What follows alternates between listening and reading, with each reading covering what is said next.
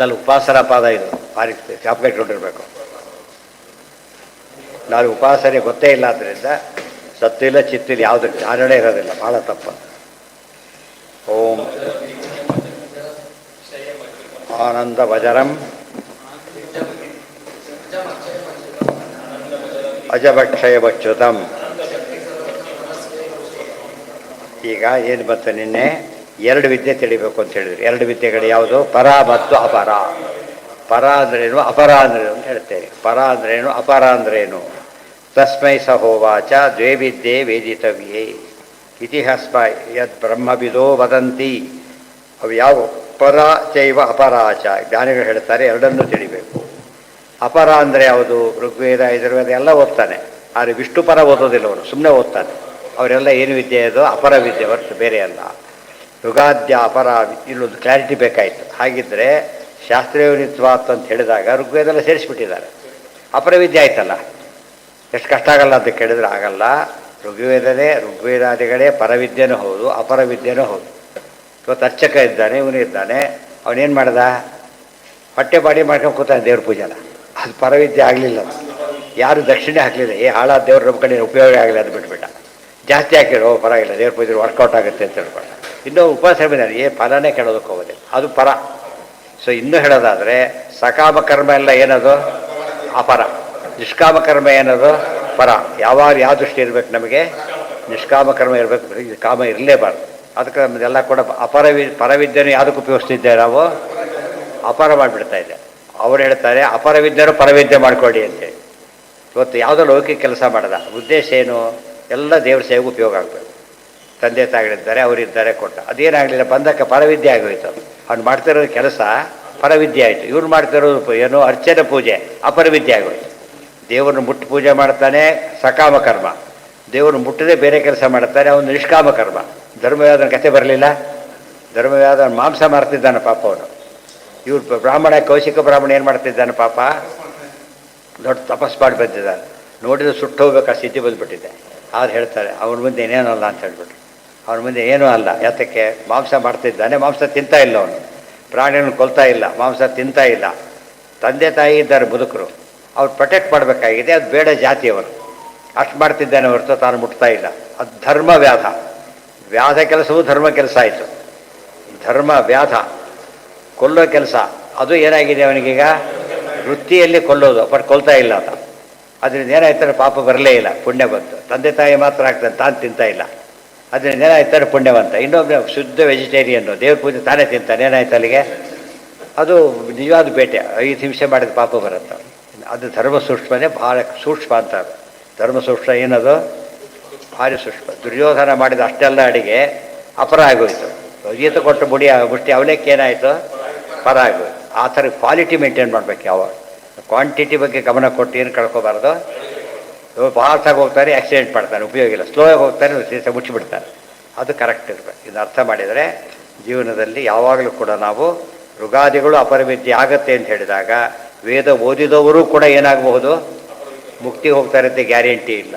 ಏನು ತಿಳ್ಕೊಬೇಕು ಅವರು? ಅದು ಪರವಿದ್ಯೆ ಓದಿದ್ರೆ ಮಾತ್ರ ಹೋಗ್ತಾರೆ, ಅದು ಹೋಗೋದಿಲ್ಲ. ಈ ಥರ್ಡ್ ಕ್ಲಾಸಲ್ಲಿ ಪಾಸ್ ಮಾಡಿದ್ರೆ ಏನು ಪ್ರಮೋಷನ್ ಕೊಡ್ತಾರೋ ಅವನಿಗೆ? ಗೊತ್ತಾಯ್ತಾ? ಅದು ಕೆಲಸ ಕೊಟ್ಟಿದ್ದ ಪುಣ್ಯ ಸುಮ್ಮನೆ ಕೂದರು ಅಂತ ಹೇಳ್ತಾರೆ. ಕೇಳಿದರೆ ಡಿಸ್ಮಿಸ್ ಮಾಡಿಬಿಡ್ತಾರೆ. ಈಗ ಹೇಳ್ತಾರೆ ಋಗ್ಭಿ ಆ ಅಪರ ಕಾರ್ಯ ಬೇರೆ, ಇದು ಈ ಅರ್ಥ ಅಲ್ಲ ಅದಕ್ಕೆ. ಆ ಅಪರ ಕಾರ್ಯಗಳು ಪರಕಾರ್ಯನೇ. ದೇವರು ಹೇಳಿರೋದ್ರಿಂದ ಅದು ಮಾಡಲೇಬೇಕು, ಅದು ತಪ್ಪಲ್ಲ. ಅಪರ ಕಾರ್ಯ ಅಂತ ಅದಕ್ಕೆ ಹೇಳಿದರೆ ಈ ರೀತಿ ಹೇಳಿದ್ರು. ಪರ ಅಂತ ಹೇಳಿದರೆ ಪಾಠ ಪ್ರವಚನಗಳು ಪರ, ಸಾಧ್ಯ ಪಕ್ಷಗಳೆಲ್ಲ ಏನೋ ಅಪರ. ಅದು ಅದಕ್ಕೆ ಕಂಪೇರ್ ಕಡಿಮೆ ಅಂತ ಅರ್ಥ. ಕೆಟ್ಟದು ಒಳ್ಳೇದಲ್ಲ. ಅಲ್ಲಿ ಒಳ್ಳೇದರಲ್ಲೇ ಕೆಟ್ಟದು ಮೇಲಿಂದ ಕೆಳಗಿಂದ ಅಷ್ಟೇ ಅರ್ಥ ಹೊರತು ಬೇರೆ ಅಲ್ಲ. ಈ ಅರ್ಥ ಮಾಡಬಾರ್ದು. ಕೆಲವು ಈ ಅರ್ಥ ತಿಳ್ಕೊಂಡು ಅಪರವಿದ್ಯೆ ಮಾಡಿದ್ದು ಬಿಟ್ಟೇ ಬಿಟ್ಟರು ಕೊನೆಗೆ. ಅಪರ ಮಾಡಬಾರ್ದು ಅಂತೆ. ಹಾಗಾಗಿ ಪಂಡಿತರು ಅಪರವಿದ್ಯೆ ಮಾಡಿಸೋದಿಲ್ಲ. ಆದ್ದರಿಂದ ಇವ್ರದ್ದೇ ರಾಜ್ಯ, ಬಾಯಿ ಬದ್ಧತೆ ಮಾಡಿಸ್ತಿರ್ತಾರೆ. ಹಾಗಾಗಿಬಿಡ್ತಾರೆ. ಕೆಲವರು ಇರ್ತಾರೆ ಸರಿ ಎರಡೂ ಮಾಡಬೇಕು ಅಂತ ಮಾಡ್ತಾರೆ. ಋಗ್ಭಿ ಹೋತ್ರೇಣ ಸಂಸಂತಿ ತಥಾ ಔದ್ಗಾತೈ ಸ್ತುವಂತಿ ವಿಷ್ಣುಮೇವ ತಥಾ ತಸ್ಮೈ ಯಜುರ್ಭಿರಪಿ ಬೃಹಸ್ಪತಿ ಮುಂದೆ ಶೃವಂತ್ಯಾಥರ್ವಣೈಶ್ಚ ಏನಂ ಸೇತಿಹಾಸ ಪುರಾಣಕೈ ನ ವಿಷ್ಣು ಸದೃಶಂ ಕಿಂಚಿತ್ ಪರಮಂ ಚಾಪಿ ಮನ್ವತೆ ಸ ಸರ್ವೋತ್ತಮಂ ತಂ ಜಾನಂತಹ ದೇಹಿ ಭಾಗವತೋತ್ತಮಾಹ. ಅದಕ್ಕೆ ಹೇಳ್ತಾರೆ ಪ್ರತಿಯೊಂದು ಕಾರ್ಯವನ್ನು ವಿಷ್ಣುಪರ ಅಂತ ತಿಳ್ಕೊಂಡಾಗ ಬೇರೆ ಕಡೆ ಪ್ರಶ್ನೆ ಬರಲೇ ಇಲ್ಲ. ವಿಹಿತ ಆಗಬೇಕಷ್ಟೇ. ವಿಹಿತವಾದದ್ದು ಏನೇ ಮಾಡಿದರೂ ಕೂಡ ವಿಷ್ಣು ಪ್ರೀತ್ಯರ್ಥ ಮಾಡಿದ್ರೆ ಏನಾಯ್ತದೋ ಪರವಿದ್ಯೆ ಆಗುತ್ತೆ. ಭಾಳ ಇಂಪಾರ್ಟೆಂಟ್. ಪರಲೋಕಕ್ಕೆ ಸಾಧನವಾದ ವಿದ್ಯೆ. ಪರಲೋಕ ಅಂದರೆ ನಿಜವಾದ ಪರಲೋಕ ಯಾವುದು? Altogether different. ಅದು ಇದು ಅನಿತ್ಯ, ಅದು ನಿತ್ಯ. ಅಂದು ಪೂರ್ಣ ನಿತ್ಯ ಲೋಕ ಸಿಗಬೇಕಾದ್ರೆ ಏನಂತ ಉಪಾಸನೆ ಮಾಡಬೇಕು? ಪರವಿದ್ಯೆನೇ ಓದಬೇಕೆ ಹೊರತು ಈ ವಿದ್ಯೆನೇ ಓದಬಾರದು. ಈ ವಿದ್ಯೆನೂ ಏನು ಮಾಡ್ಕೋಬೇಕು ನಾವು? ಇದನ್ನು ಪರವಿದ್ಯೆಗೆ ಚೇಂಜ್ ಮಾಡ್ಕೊಂಬಿಡೋದು. ಅದನ್ನು ಈ ರೀತಿ ಮಾಡೋಕ್ಕೆ ಬರೋಲ್ಲ. ಅದನ್ನು ಇವರು ಚೇಂಜ್ ಉಲ್ಟಾ ಬಟ್ಟು ಏನಾಗಿದೆ ಇವತ್ತು ಪರವಿದ್ಯೆ ಅಪವಿದ್ಯೆ ಮಾಡ್ಕೊಂಡು ಆಗಿಬಿಟ್ಟಿದೆ. ಈಗಾಗಲೇ ಎಲ್ಲರೂ ಮೋರಲೆಸ್ ಎಲ್ಲ ಬಂದುಬಿಟ್ಟಿದ್ದಾರೆ. ಬಟ್ ಇದನ್ನೇನು ಮಾಡಬೇಕು? ಇದನ್ನು ಅಪರವಿದ್ಯೆಯಾಗೇ ಇಟ್ಟು ಪರವಿದ್ಯೆ ಭಾರಿ ಸೂಪರ್ ಅದು. ಆದರೆ ನೀವು ಅನಿವಾರ್ಯವಾಗಿ ಅಪರವಿದ್ಯೆ ಮಾಡಬೇಕಾಗಿದೆ. ಈಗ ಅವಾಗ ಏನು ಮಾಡಬೇಕು? ಪರವಿದ್ಯೆ ಮಾಡಿಕೊಟ್ರಬಹುದು. ಏನು ತಪ್ಪಲ್ಲ. ಮಡಿಯಲ್ಲೇ ಇದ್ದಾನೆ, ಮಡಿ ಕೆಲಸನೇ ಮಾಡ್ತಾನೆ, ಯೋಚನೆ ಮಾಡೋ ಸಂಬಂಧನೇ ಇಲ್ಲ, ಅನುಸಂಧಾನ ಮಾಡ್ಕೊಂಡ್ಬಿಟ್ರೆ ಸಾಕು. ಆದರೆ ಮಾಡ್ತಿರೋದು ಪಾಪ ಲೌಕಿಕ ಕೆಲಸ ಮಾಡ್ತಾನೆ. ಅದು ಕೆಲಸ ಮಾಡಿದ್ರೆ ಮನೆಯಲ್ಲಿ ಕಮಿಟ್ಮೆಂಟ್ ಇದೆ ಅವನಿಗೆ, ಮಾಡೋಕ್ಕಾಗ್ತಾ ಇಲ್ಲ, ಕನ್ವರ್ಟ್ ಮಾಡಬೇಕಾಗುತ್ತೆ. ದೇವ್ರ ಪೂಜೆಗೋಸ್ಕರ ಮಾಡ್ತೇನೆ, ಯಾವಾಗ ಕಮಿಟ್ಮೆಂಟ್ ಹೋಯ್ತು ಬಿಟ್ಬಿಟ್ಟ, ಅಲ್ಲಿ ಮುಗಿದೋಯ್ತು ಕಲೆ. ಹಾಗಾದ್ರೆ ಏನಾಗಲಿಲ್ಲ, ಅನುಸಂಧಾನ ಮಾಡ್ಕೊಳ್ಳೋ ಪ್ರಶ್ನೆ ಇಲ್ಲಾಗ, ಬಿಟ್ಟೇ ಬಿಡಬೇಕಾಗ. ಅಪರವಿದ್ಯೆಯನ್ನು ಅಪರವಿದ್ಯೆಗಳು ಎರಡು ಯಾವತ್ತು ಇಂಜಿನಿಯರಿಂಗ್ ಮೆಡಿಕಲ್ ಎಲ್ಲ ಇದೆ ಅಂತೇಳಿ, ಇದೆಲ್ಲ ಅಪರವಿದ್ಯೆಗಳು. ಅದೇನರ್ಥ? ಆ್ಯಜಿಟೇಟ್ ಅವು ಪರವಿದ್ಯೆಗಳಲ್ಲ. ಋಗಾದಿಗಳು ಹಾಗಲ್ಲ. ಬೈ ವಿಟ್ ಸೆಲ್ಫ್ ಏನವು ಪರವಿದ್ಯೆಗಳೇ. ಬಟ್ ನಾವು ಏನು ಮಾಡ್ತಿದ್ದೇವೆ ಅದನ್ನು? ಇವತ್ತು ಅಪರವಿದ್ಯೆಯಾಗೆ ಮಾಡ್ತಾನೆ, ಅಪರಲೋಕಕ್ಕೆ ಹೋಗ್ತಾನೆ, ಬೇರೆ ದಾರಿ ಇಲ್ಲ. ಆದರೆ ಅಪರವಿದ್ಯೆನೂ ಪರವಿದ್ಯೆ ಮಾಡ್ಕೊಂಡ್ಬಿಟ್ರೆ ಕೆಲವಿರ್ತಾರೆ ಲಾಯರ್ಸು, ಅವರಿಗೆ ಒಳ್ಳೆ ಕೇಸ್ ಮಾತ್ರ ಹಿಡಿತೀನಿ ನಾನು, ಬಂದಷ್ಟು ಬರಲಿ ಸಾಕು, ಭಾರಿ ದೊಡ್ಡ ಮಾಡಬೇಕಾಗಿಲ್ಲ. ನ್ಯಾಯ ಇದ್ದರೆ ಹಿಡಿತೀನಿ, ಅನ್ಯಾಯ ಇದ್ದರೆ ಗೈಡ್ ಮಾಡ್ತೀನಿ, ಇಲ್ಲಾಂದ್ರೆ ಹೋಗಿ ಕಳಿಸ್ಬಿಡ್ತೇನೆ ಅಷ್ಟೇ. ಆ ವೃತ್ತಿಯರು ಕೂಡ ಏನು ಮಾಡ್ಕೊಂಡ ಅವನೀಗ? ಪರವಿದ್ಯೆ ಮಾಡ್ಕೊಂಡ. ನಾವು ದುಡ್ಡು ಬರೋದು ಬಿಡಬೇಕು. ಕೆಲವರು ಆಗಲ್ಲ, ಅವನು ಏನೇ ಎಷ್ಟಾರು ಮಾಡಿರಲಿ ಅವ್ನ ಪರ ವಾದ ಮಾಡೋದು. ಗೆಲ್ಲಿಸಿಬಿಟ್ರೆ ನೋಡಯ್ಯ, ಇಂಥವ್ರ ಕಾರಣ ಇನ್ನೂ ಗೆಲ್ಲಿಸ್ಬಿಡ್ತೀಯ, ತಪ್ಪದು ಹೇಳಬೇಕು. ಏನು ಮಾಡಲ್ಲಯ್ಯ, ಮೊದಲೇ ತಪ್ಪು ಮಾಡಿದ್ದೀಯಾ, ಶಿಕ್ಷೆ ಕಾಣಿಸೋವಂತ ಟ್ರೈನ್ ಮಾಡ್ತೀನಿ ನಾನು, ಶಿಕ್ಷೆ ಅನಿವಾರ್ಯ ಈಗ ಹೇಳು ಅಂತ ಕೇಳಿದ್ರೆ ಅದು ಒಳ್ಳೆ ಲಾಯರ್ ಆಗ್ತಾನೆ.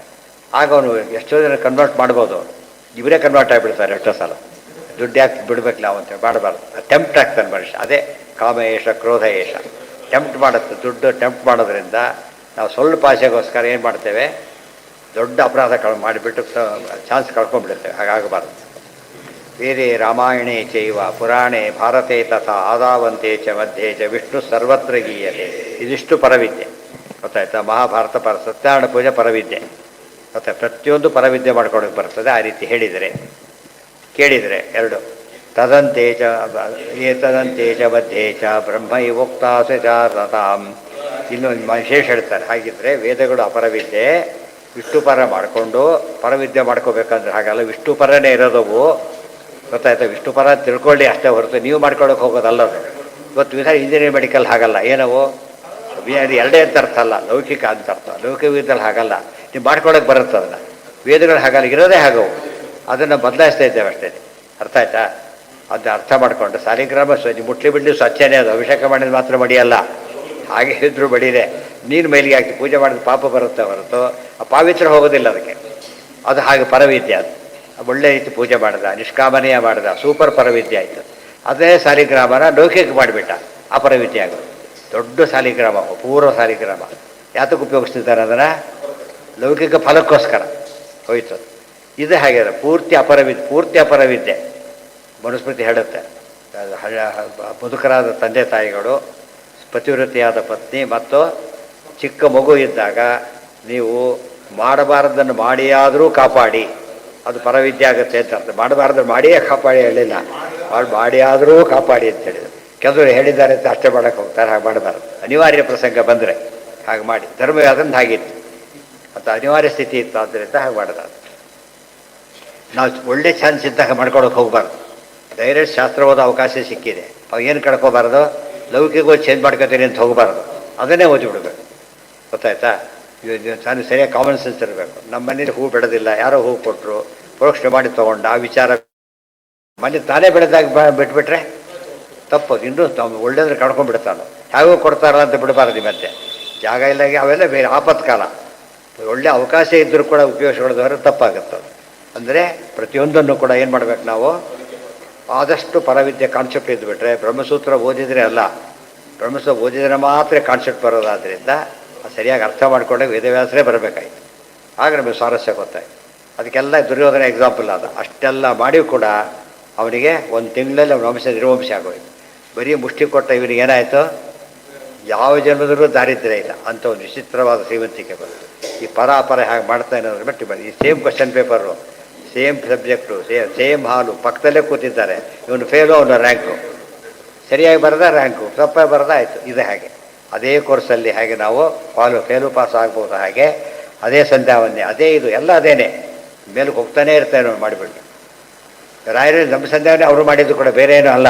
ಅವ್ರು ಹೇಗಿದ್ದಾರೆ ಇವತ್ತು ನಾವು ಓದಿದಾಗ ಅವ್ರ ವ್ಯಾಖ್ಯಾನ ಓದ್ಬೇಕಾದ್ರೆ ಯಾವಾರು ಕಾನ್ಸಂಟ್ರೇಷನ್ ಮಾಡ್ತಾ ಇದ್ದರೆ ಒಳ್ಳೆ ಸಾಧನೆ ಮಾಡೋಕ್ಕೆ ಬರುತ್ತೆ ಅಂತ ಹೇಳ್ತಾರೆ. ಕೊನೆಗೆ ನಾವು ಮಾಡ್ಕೊಳ್ಳಿ ಅಂತ ಹೇಳಿದ್ವಿ ಅಷ್ಟೇ ಹೊರತು ಅವಿಲ್ಲ ಅಂತ ತಿಳ್ಕೊಂಡ್ಬಿಡ್ಬೇಡಿ.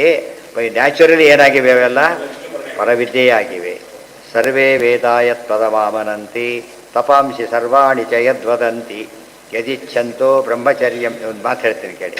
ಪ್ರತಿಮೆ ಮಾಡಿಸ್ತೀರಿ ಅಂಗಡಿಯಲ್ಲಿ ನೀವು, ಶ್ರೀನಿವಾಸ ದೇವರ ಪ್ರತಿಮೆನೇ ಮಾಡಿಸ್ತೀರಿ. ಆ್ಯಕ್ಚುಲಿ ಶ್ರೀನಿವಾಸ ಪ್ರತಿಮೆ ಅಷ್ಟು ಶ್ರೀನಿವಾಸ ದೇವರಲ್ಲ, ಅದು ಆವಾಹನ ಮಾಡ್ತಾನೆ. ಅವಾಗೇನಾಯಿತು, ಆವಾಹನ ಮಾಡಿದ್ರೆ ಏನಾಯ್ತು, ಅದು ಇದೊಂದು ಪ್ರತಿಮೆ ಅಷ್ಟೇ. ಅದು ವ್ಯಾಲ್ಯೂ ಎಷ್ಟು ವ್ಯಾಲ್ಯೂ ಅದಕ್ಕೆ, ಜಡದ ವ್ಯಾಲ್ಯೂ, ಮೆಟೀರಿಯಲ್ ವ್ಯಾಲ್ಯೂ ಮಾತ್ರ, ಬೇರೆ ಇಲ್ಲ ಅದಕ್ಕೆ. ಆದರೆ ಸಾಲಿಗ್ರಾಮ ಇದೆ, ಏನೇ ಅದಕ್ಕೆ ಆವಾಹನೆ ಬೇಕಿಲ್ಲ. ಏನದು ನ್ಯಾಚುರಲಿ ಪರವಿದ್ಯೆ. ಬ್ರಹ್ಮಸೂತ್ರಗಳು ಹಾಗೆ, ಯಾವ ಸಾಲಿಗ್ರಾಮ ಇದ್ದಾಗ. ವೇದಗಳು ಹಾಗಲ್ಲ, ಪ್ರತಿ ಆವಾಹನೆ ಮಾಡಿದರೆ ಇದಾಗುತ್ತೆ, ಇದ್ದ ಹೋದರೆ ಬಿಟ್ಟೋಗ್ಬೇಕು. ಒಳ್ಳೆ ಎಲ್ಲ ಇದೆ, ಮಿಸ್ಯೂಸ್ ಮಾಡ್ಕೊಂಡು ಸನ್ನಿಧಾನ ಹೋಗಿಬಿಡ. ಇದು ಡಿಫರೆನ್ಸ್ ಗೊತ್ತಾಯ್ತು ಎಲ್ಲರಿಗೂ ಕೂಡ. ನಮ್ಮ ತುಂಬ ಜನ ಇವತ್ತು ಗಲಾಟೆ ನಡೀತಾ ಇದೆ, ಯಾವುದು ಪರವಿದ್ಯೆ ಅದ್ರ ಬಗ್ಗೆನೇ ದೊಡ್ಡ ಗಲಾಟೆ. ಅದಕ್ಕೆ ಹೇಳ್ತಾರೆ, ಸಹಜ ಶ್ರೀಕಾರ ಸ್ಪಷ್ಟ ಹೇಳ್ತಾರೆ, ಬ್ರಹ್ಮಸೂತ್ರಗಳು ಅಂದರೆ ಬರೀ ಪರವಿದ್ಯೆನೇ. ವೇದಗಳು ಹಾಗಲ್ಲ, ಪರವಿದ್ಯೆ ಹೌದು, ಬಟ್ ಬೇರೆ ರೀತಿ ಮಾಡ್ಲಿಕ್ಕೆ ಬರುತ್ತೆ. ಆದರೆ ಇದನ್ನು ಮಾಡಲಿಕ್ಕೆ ಬರೋದಿಲ್ಲ. ಬ್ರಹ್ಮಸೂತ್ರ ಬಿಟ್ಬಿಡ್ಬೇಕು ಅಷ್ಟೇ ಹೊರತು, ಸಾರಿಗ ಬಿಡಬೇಕೆ ಹೊರತು ಸನ್ನಿಧಾನ ಕಡಿಲಿಕ್ಕೆ ಬರೋಲ್ಲ. ಅಷ್ಟು ಗ್ರೇಟ್. ಇದು ಹಾಗಲ್ಲ, ಸನ್ನಿಧಾನ ಇದೇ ಉಳಿಸ್ಕೋಬೋದು, ಕೆಲವಕ್ಕೆ ಕೊಡ್ಬೋದು, ಸನ್ನಿಧಾನ ಕೊಡ್ಬೋದು, ಅದು ವಿಶೇಷ. ತುಂಬ ಜನ ಇವೆಲ್ಲ ಪರಿಹಾರ ಮಾಡಿಕೊಡೋದು ಇನ್ನೂ ಕೂಡ ದೊಡ್ಡ ದೊಡ್ಡ ಗಲಾಟೆ ನಡೀತಿ, ಎಂದು ಮುಗಿಯಲ್ಲ ಅದು. ಈ ಮಧ್ಯೆ ಯಾವುದರಲ್ಲೂ ಮುಗಿಯೋದಿಲ್ಲ ಕೂಡ. ಹೆಸರುಗಳು ಬೇಡ ಅಂತ ಹೇಳಿದ್ದೀನಿ ಮೊದಲೇ ನಾನು, ಹೆಸರು ಬೇಡ, ದೊಡ್ಡ ಗಲಾಟೆ ಆಗುತ್ತೆ. ಒಟ್ಟೇನೆಂದರೆ ವೇದಗಳಿರೋದಲ್ಲ, ಹಾಗೇನೆ ನಾವು ಅದನ್ನು ಕೆಡಿಸ್ಕೊಳ್ಳೋಕೆ ಹೋಗಬಾರ್ದು. ಬ್ರಹ್ಮಸೂತ್ರ ಕೆಡಿಸಕ್ಕೆ ಬರೋದಿಲ್ಲ. ಅದಕ್ಕೆ ಯಾವ್ದು ದೊಡ್ಡದಾಯ್ತು ಈಗ, ಬ್ರಹ್ಮಸೂತ್ರ ದೊಡ್ಡದು. ಪ್ರತಿಮೆಯಲ್ಲಿ ಸನ್ನಿಧಾನ ಬಂತು, ದೊಡ್ಡವ್ರು ಪೂಜೆ ಮಾಡಿಕೊಟ್ಟಿದ್ದಾರೆ, ಮೆಟೀರಿಯಲ್ ವ್ಯಾಲ್ಯೂ ಅಲ್ಲ. ಒಳ್ಳೆ ಸುವರ್ಣ ಪ್ರತಿಮೆ ಮಾಡಿಸಿದಾನೊಬ್ಬರು, ಆವಾಹನೆ ಮಾಡಿಲ್ಲ.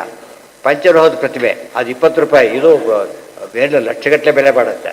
ಆದರೆ ಅದು ಇವರು ಕೊಟ್ಬಿಟ್ರು, ಪೂಜೆ ಮಾಡೋಂತ ಕೊಟ್ಬಿಟ್ರು ಪಂಚಲೋಹದನ್ನ. ಇನ್ನೊಬ್ಬರು ಬಂದ, ನನಗೆ ಸುವರ್ಣದ ಕೊಡ್ತೀನಿ, ಅದು ಕೊಡೋದಿಲ್ಲ ಅಂತ ಹೇಳ್ತಾನೆ. ಅದಕ್ಕೆ ಮೆಟೀರಿಯಲ್ ವ್ಯಾಲ್ಯೂ ಅದು ಜಾಸ್ತಿ ಇದೆ, ಸ್ಪಿರಿಚುವಲ್ ಇದಕ್ಕೆ ಜಾಸ್ತಿ ಇದೆ ಸ್ಪಿರಿಚುವಲ್ ವ್ಯಾಲ್ಯೂ. ಈ ರೀತಿ ಅರ್ಥ ಮಾಡಿಕೊಂಡ್ರೆ ಯಾವಾಗ ನಾವು ದೇವ್ರಿಗೆ ಕನೆಕ್ಟ್ ಮಾಡಿಬಿಡ್ತೇವೆ ಅದ್ರ ವ್ಯಾಲ್ಯೂ ಚೇಂಜ್ ಆಗಿಬಿಡುತ್ತೆ. ಕನೆಕ್ಟ್ ಮಾಡಿದವ್ರು ಏನಾಗುತ್ತೆ, ಅದು ಡಿಪ್ರೆಷನ್ನು. ಅದು ಸೇರಿದರೆ ಡಿಪ್ರಿಷಿಯೇಟ್ ಶುರುವಾಗುತ್ತೆ, ಅಪ್ರಿಷಿಯೇಟ್ ಶುರುವಾಗುತ್ತೆ. ಇದು ಈ ಕಾಮನ್ ಸೆನ್ಸ್ ನಮ್ಗೆ ಆ್ಯಕ್ಚುಲಿ ನೋಡಿಬೇಕಾದ್ರೆ ಭಾರಿ ದೊಡ್ಡವ್ರು ಕೊಟ್ಟಿರ್ತಾರೆ, ಮನೇಲಿ ಪೂಜೆ ಮಾಡ್ತಿರ್ತಾರೆ, ಇದು ಯಾರು ಕೇಳಿದ್ರು ಕೊಡಲ್ಲ, ಅದು ಗೊತ್ತಾಯ್ತಾ. ತಾನೇ ಮಾಡಿಸಿದ್ದಾರೆ, ಇನ್ನೊಂದು ಮತ್ತೆ ಮಾಡಿಸ್ಕೊತೀನಿ ತಗೋದು ಕೊಟ್ಬಿಡ್ಬೋದು. ಈ ರೀತಿ ಮಾಡೋಕ್ಕೆ ಬರೋದಿಲ್ಲ. ಯಾಕೆ ಸಂಡೆ ಅವ್ರು ಕರ್ಕೊಂಡು ಮತ್ತೆ ಪೂಜೆ ಮಾಡೋಕ್ಕೆ ಬರುತ್ತಾ ನಾವೀಗ? ಇಲ್ಲ, ಅನುಗ್ರಹ ಮಾಡಿ ಕೊಟ್ಟಿದ್ದಾರೆ, ಅದೇ ದೊಡ್ಡ. ಇವತ್ತೆಲ್ಲ ರಾಯರು ಬರೀ ಏನು ಕೊಟ್ಟದ್ದು, ಶೌಚದ ಮಣ್ಣು ಬೇರೆ, ಈ ಮಣ್ಣು ಕೂಡ ಅಲ್ಲ. ಅದೇನಾಯ್ತು ಅವನಿಗೆ, ಜೀವಪಾರ ಎರಡೂ ಕೊಟ್ಟುಬಿಡುತ್ತೆ. ಅದೇ ಮಣ್ಣಿಂದ ಚಿನ್ನ ಮಾಡ್ಲಿಕ್ಕೆ ಬರುತ್ತೆ. ಆಚಾರ ಕೊಟ್ಟು ಹೊಡಿಸೋ ಬೀಜ ಏನಾಯಿತು, ಪರವಿದ್ಯೆ ಮಾಡ್ಕೊಂಡಾತ. ಇವರು ಕೆಲವು ಚಿನ್ನ ಕೂಡ ಏನು ಮಾಡ್ಕೊಂಡ್ಬಿಡ್ತಾರೆ, ನಾವು ಸ್ವರೂಪನ ಕೂಡ ಮಾಡ್ಕೊಂಡ್ಬಿಟ್ರೆ ಏನಾಗುತ್ತದ, ಮನೇಲಿ ಇತ್ತು ಸೆಕೆಂಡ್ ಹ್ಯಾಂಡ್ ಮಾರಿ ಹಾಕ್ಬಿಟ್ಟ ನಡಿ ಅಂತ, ಕೈ ತೊಳ್ಕೊಡ್ಸಿ ಪೀಡೆ ಹೋಯ್ತು ಅಂತ. ಏನಾಯ್ತು ಅಲ್ಲಿಗೆ, ಎಷ್ಟು ಪಾಪ ಬಂದಿರೋದು ಯೋಚನೆ ಮಾಡಿ. ಅದು ಸಾಲಿಗ್ರಾಮ ಬಿಸಾಕಿದಾಗ ಆಯಿತು.